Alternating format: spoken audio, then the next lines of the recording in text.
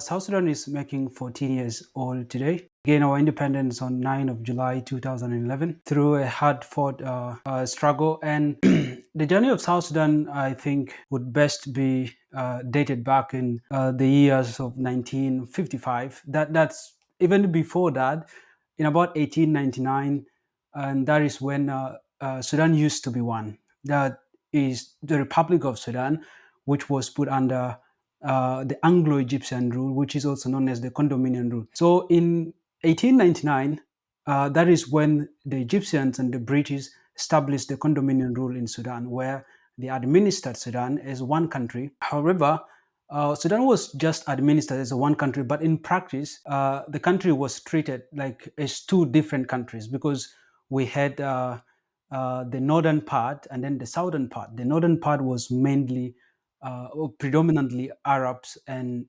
Muslims, whereas in the southern part we have some African ethnic groups, and mainly which some of them are Christians and others have their African traditions. They practice their African tradition. So when the Anglo-Egyptian rule was established in 1899, then after that, in about 1955, that is when the British decided that they now want to grant Sudan independence. And then the following year, in 1956, that was when the British left, and then they gave they gave Sudan independence, and then.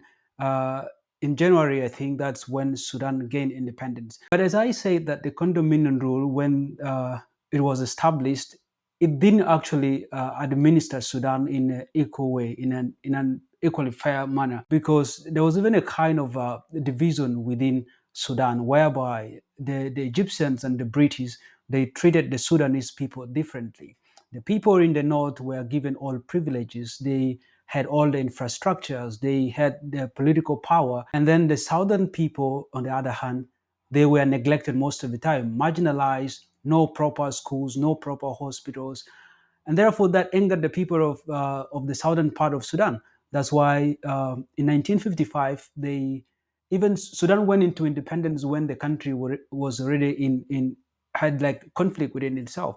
The Southerners were not feeling that their demands were heard, their demands were actually given to them. So that is when they went into civil war.